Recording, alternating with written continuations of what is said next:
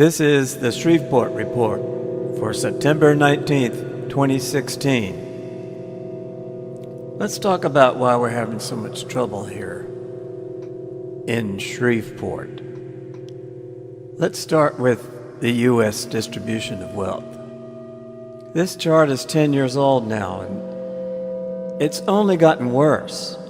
These percentages are bending the wrong way, with more and more wealth siphoning up to the 1%. If you think that this doesn't affect you and your children and their children, it does, and it will. Also, those 1%ers, none of them live here. Shreveport doesn't have any 1%ers. When we look at the income inequality in the rest of the world, you see that the U.S. is way on top. Income inequality is the worst in the United States. And if you think income inequality doesn't contribute to homicide rates, you're wrong. Income inequality contributes to the sense of trust. In the countries on the left, where income inequality is the lowest, trust is high. The countries on the right, where income inequality is the worst or the highest, trust is lowest. If you think that income inequality doesn't have any bearing on trust, you're wrong. Then there's the inequality of acceptance of evolution versus belief in God. In the United States, more people believe in God and don't accept evolution in all industrialized countries combined. There are more people here with the superstitious notion that they're imbued with the power from above. They're wrong. Shreveport is the second most Bible-minded city in the United States. This translates directly to social dysfunction. A high belief in God translates to a dysfunctional society. The United States has the highest incarceration rates per capita on the planet. Louisiana has the highest incarceration rates in the United States, right next to Mississippi. Caddo Parish has the highest incarceration rates in Louisiana. So therefore, Shreveport has the highest incarceration rates on earth. Shreveport has some of the highest mental illness per capita on the planet. All of these things are related. Income inequality, superstition, incarceration rates. The mental illness I'm talking about is sense of entitlement. Sense of entitlement is not entitlement. A sense of entitlement is a personality disorder. If you own a car and you think that you're entitled to drive it any way you want, make as much noise as you want with it, you are being dysfunctional. You are disrupting the peace of the community. Your sense of entitlement is mental illness. Know anyone who is a little too into themselves?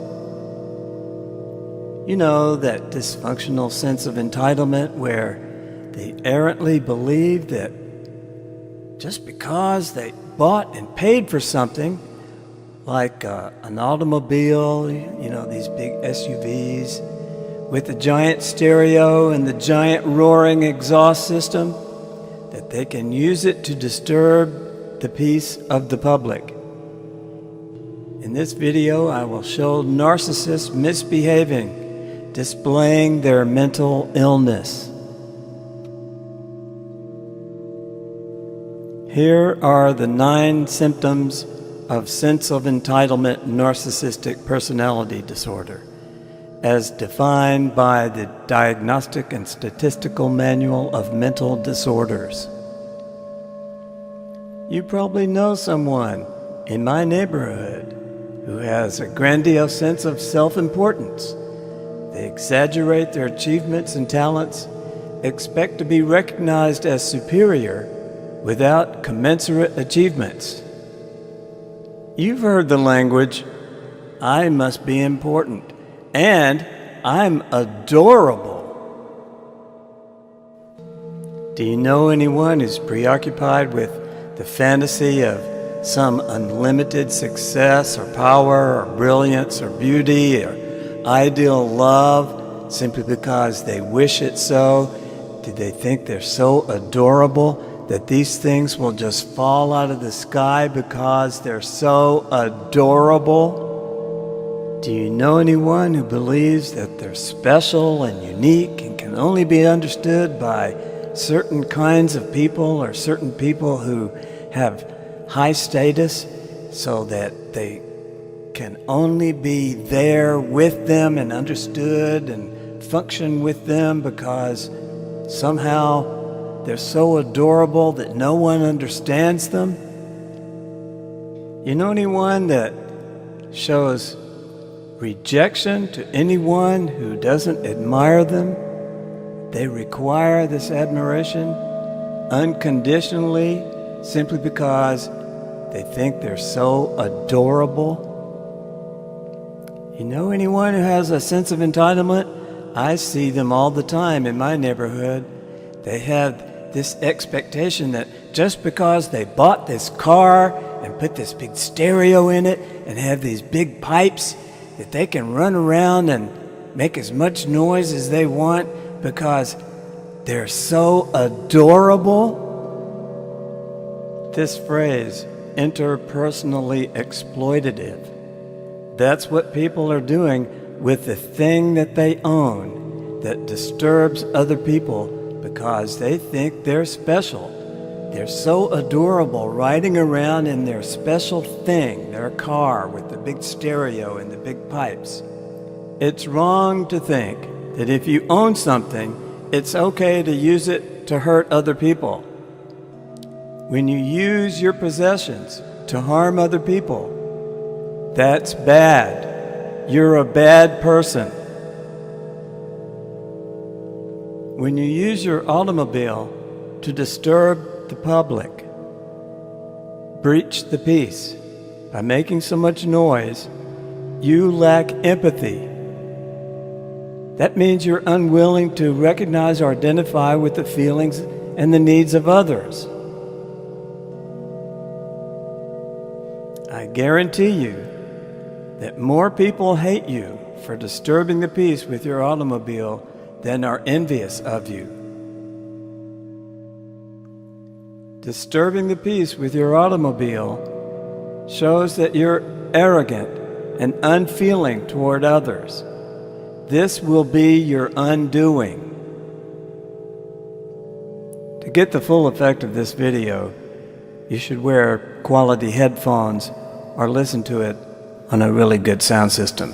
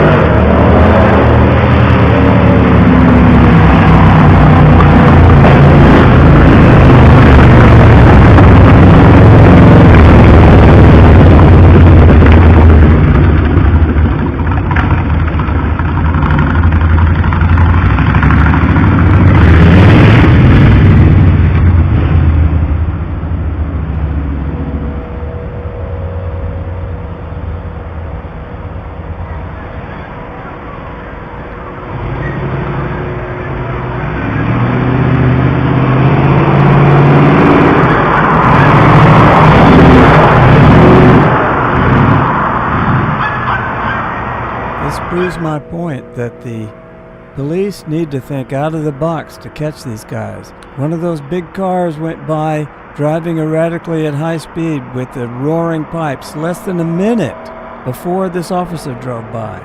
It does no good for the officer to drive by. 5 minutes later, this exhibition car drives by with these giant pipes going 50 miles an hour.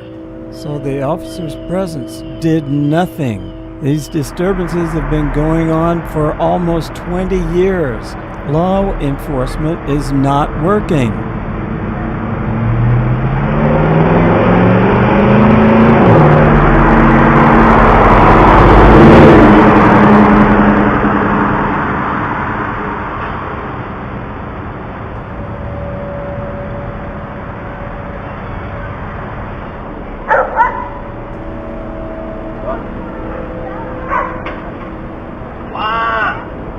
Excuse me, but this guy is psychotic.